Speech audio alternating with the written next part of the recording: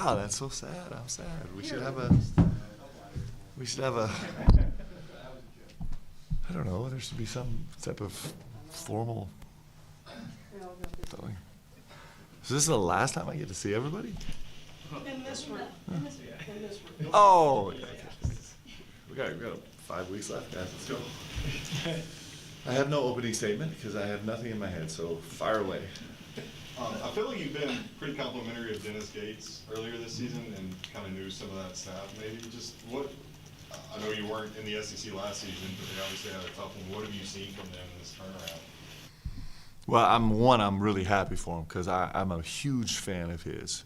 He was coaching at Cleveland State, if I remember this right, and we played them in a game at BYU, and I like the way he approaches the game. I like how aggressive he is. I like the way he carries himself. I like the way he talks about the game and honors the game. I think I'm a big fan. I think he's, one of the really special coaches in college basketball, and so and then, last year wouldn't have been easy for anybody, but the way that he's helped that program, those kids have responded this year is pretty extraordinary. It's pretty special. It's one of the great stories. I think one of the great stories in college basketball is how they've responded, and so I love him. I think he's terrific. I think he's great for basketball. Mark, to circle back to Jackson for a second, I think you mentioned that he was scheduled to have the surgery up in New York yesterday. Yep. I guess, did that happen, and what can you share with us about just his outlook and how that went? Surgery was perfect. I talked to him last night. He was a little tired and a little irritable, but he's on his way back right now, and we're hoping that he'll be available Saturday. So we'll see. So he's going to be able to travel with the team, be around the team, kind of as normal? We'll see about you. I was kidding about the availability, by the way. I got no appreciation for that. We'll see how he feels when he gets back. So if he feels up to it, I know he's going to want to be with the team every second he can, and we want him to be. And so, I know it's tough travel, tough 48 hours for him, and we'll see how he is once he gets here. To circle back to something else you mentioned on, I think, the radio show on Monday night, you mentioned that Kerr will have the extra year of eligibility available. Does that mean that he won't be coming back this year? Is there any chance still that he would play with you guys?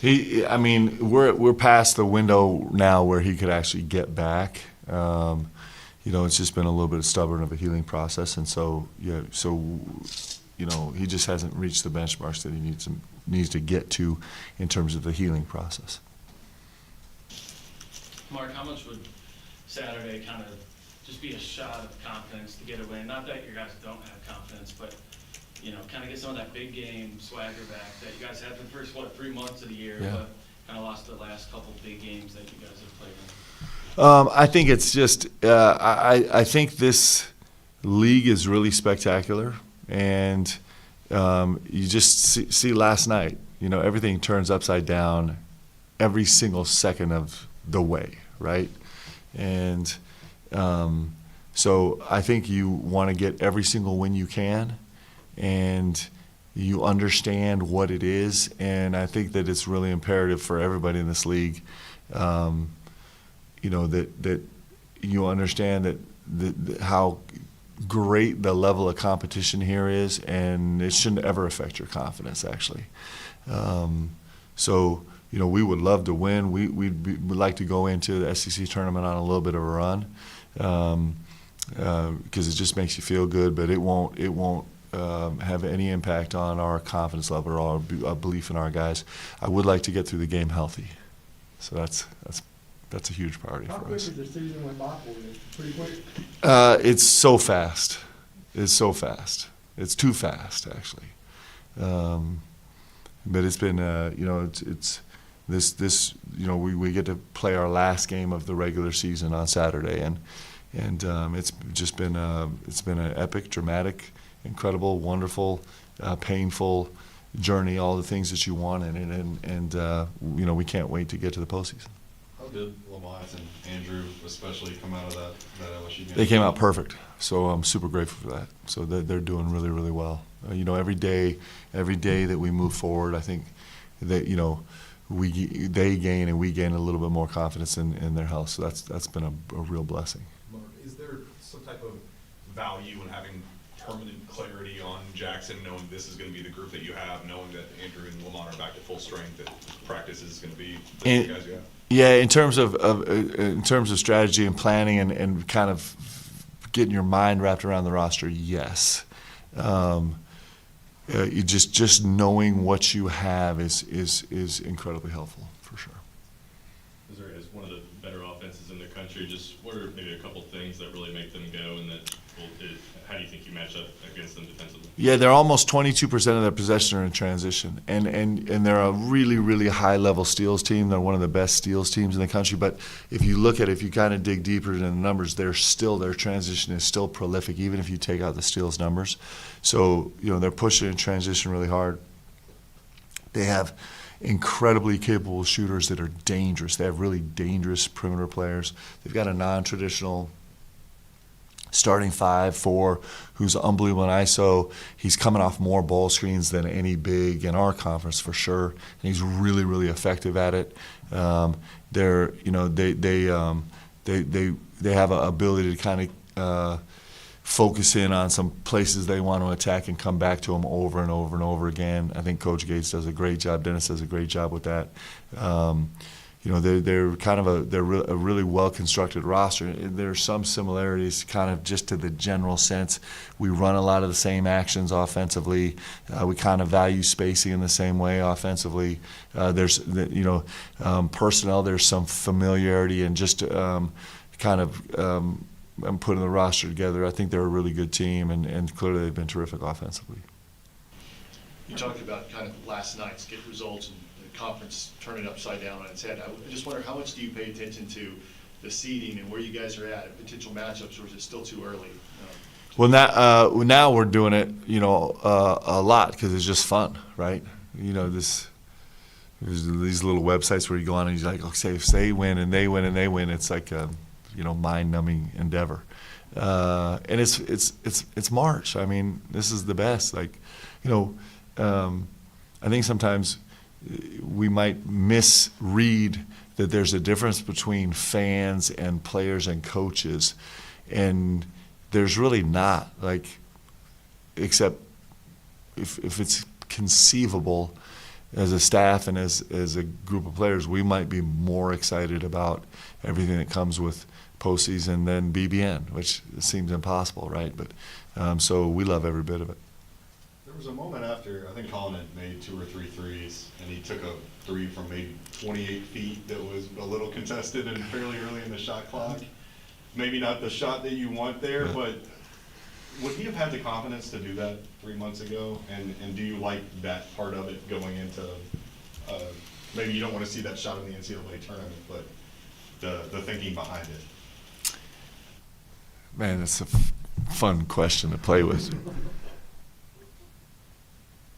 I like our young guys because our young guys are trying to be unafraid of failing. They're trying to fail fast. We believe in failing fast. I just talked about this with the group last night. Failing fast is really important. And Colin played a terrific game. And just speaking of that one shot where, I think he knew and everybody knew and we knew that he pushed the envelope a little too far, right? But that's how you learn, is by failing fast. By stepping out of bounds, you learn what the boundaries are. If you never actually get close to the boundaries, you never learn, you never grow. So we want to fail fast, fail fast, fail fast. We're not afraid of failing. Fail fast, gather data, and let's go. Let's go be bold and courageous and fearless and aggressive out on the court, especially as we're getting to postseason. That's where we want to live. And so I actually loved that moment. I met with Colin the next morning, just very briefly, and we kind of joked about it, and I love it. That's how we grow, and we want to fail as fast as we can, because failure's not final. Failure's just a step in the process of growing. And so the more failures you can stack close together, the more you learn, the more you grow, the more data you collect, the better player that you become. And being unafraid of that was the best part of that moment. Is he was unafraid. He's like, hey man, I think I'm feeling it. I don't know if this is right or not, but I'm going for it. And that's why he's going to be a really, really special player. Leanne tells me this all the time. She's like, birds are never afraid to land on a branch, not knowing whether it's going to break or not, because they can fly. And I want our players to feel that way. I want them to feel like I'm not afraid of a mistake because we can fix it. We can go make up for it. Like I can learn and grow. And so that was actually a super fun moment for me watching him grow. Sorry to interrupt, but You were totally bored with my answer. You're like, enough. Can we slow it down? felt inspired by the the introductory press conference, I remember you said, winning the SEC tournament matters. Yeah. You're about to coach in your first SEC tournament. Wonder what your emotions and feelings are going into that tournament, and it's important. It's not only to the team and you, but also the fan base. Well, it's why you play. I mean, this is why you play ultimately. Sometimes in this culture, in this environment, with all the things going around, there's so much, right? And I could say this much more eloquently, but like, let's not forget, this is about winning. Like, we're here to win. We do all this work to win. And it's like, that's why we're here, is to go win, especially at the University of Kentucky. There's nothing less than that that's acceptable. And so, the social media stuff and the NIL and the transfer portal and the professional and all the things are great, but we should never be distracted by the fact that, like, that is not the end goal. The end goal is to win. The end goal is to raise a trophy and hang a banner. That's the end goal. And so we're here now. We've gone through this season. We've been through everything we've been through. And we've grown in all the ways that we could grow as fast as we could possibly grow. And now we're at the final stages where it's time to win. Like, you're either going to win or you're not. And that's not to be paralyzed by fear or crushed by expectations. It's just time to recognize that, what you've worked for the last 6 months and for your whole lifetime is actually right now. It's not the other stuff in the future or the past or wherever. It's right now. And so this SEC tournament matters. It's the best league maybe that's ever been in any in any year of college basketball, and this SEC matters. And so we're heading to Nashville with all of our successes and confidence and warts and holes that we got to plug, and we're going there with one goal, which is to go win. And I assume every team is going there that way. That's why athletics is beautiful, is because, it gets that pure at the end of the day. You're either going to go win or you're not, and it matters. Mark, I think Tuesday, for the first time since the Mississippi State game, you guys attempted 33s. Just how encouraging was it to get to that number, especially with postseason play, game away? Yeah, it's we've talked about it as a team, and for probably the last 6 to 8 weeks, we've just been trying so hard to just stay above water, managing all the changes. And for the first 2 or 3 months, we were so focused on getting better every day, getting better. And then we went through a period in the season where it happens to a lot of teams, where we just had so much change to roster and rotation. We're just like, how do we survive? How can we stay alive? And this will be, like we talked about, this will be our 3rd straight game, where we have the same unit that we put out on the floor, and there's some real comfort that comes with that. And with all of that said, now we get to, instead of managing things, we get to be auspicious, and I was really proud of that. Our pace is really important to us, and what happens in the postseason is everything gets dragged to a screeching halt, and we got to fight that like crazy to have pace in the game, because that's when we play our best. So I was really pleased with that number. Circling back to the conference tournament for a second, obviously you've gone through kind of that process before at Utah Valley and BYU, nothing on the stage of the SEC tournament per se, but just having, a couple of years of experience of going through that, the mechanisms of it, what have you learned from going through the postseason conference tournament setting with your teams before that you plan to apply, or maybe plan to not apply in the other direction with Kentucky this season? Well, I mean, these tournaments are NCAA tournament is the mecca of all tournaments in the world. These conference tournaments are great, and being an SEC now in the best conference in the country, in the biggest tournament in the country, one of the things special is this: it's just back to back to back to back to back. There's no in between days, and it's a fevered pitch going from game 1 to game 2 to game 3. It's all teams and fan bases that you're intimately familiar with, and a lot of times have a beef with, and a history with, and some frustration with, or some ownership of, or whatever.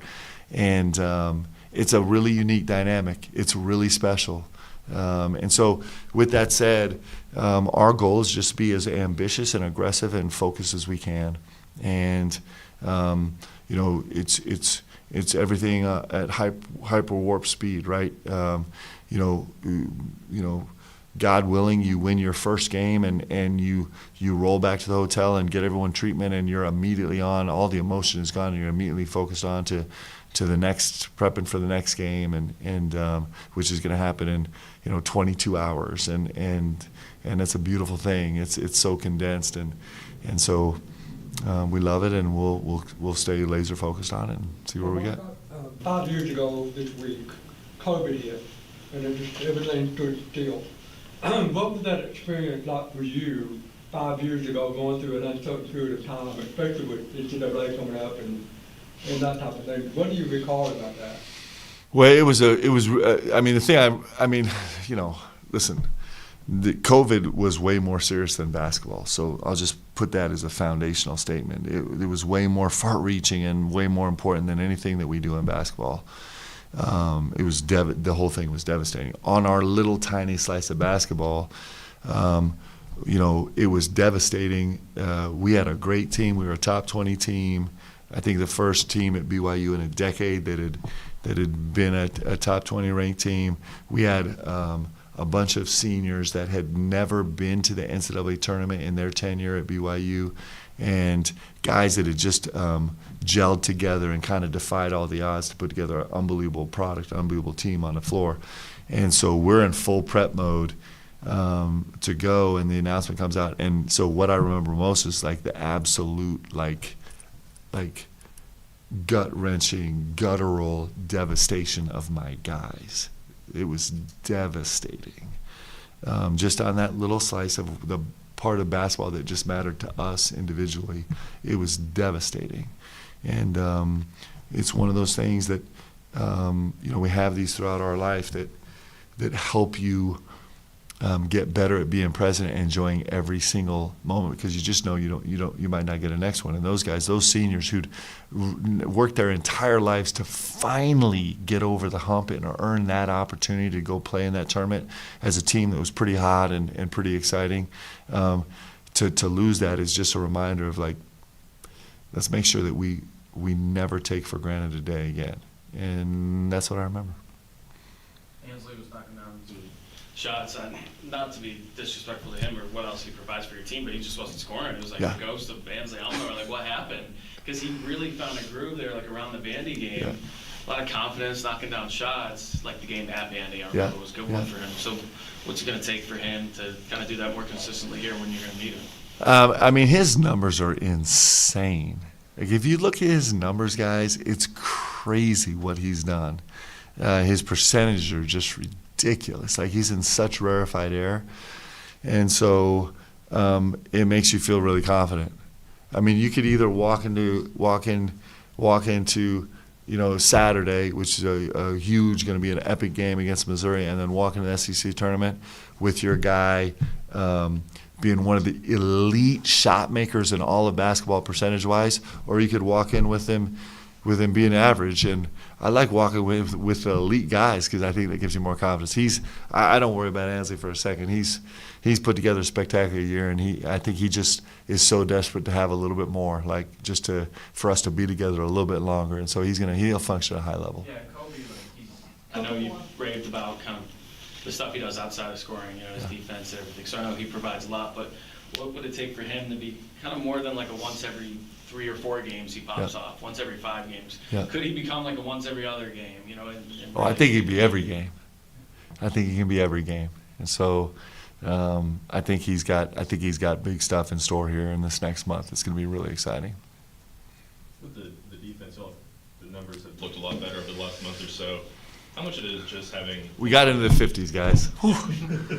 My gosh. how much is it just having Lamont kind of the point of attack, maybe slowing down initial stuff, and does that kind of help everyone behind him as well? Yeah, Lamont makes a massive difference. Now, to the team's credit, we made a huge jump sans Lamont, right?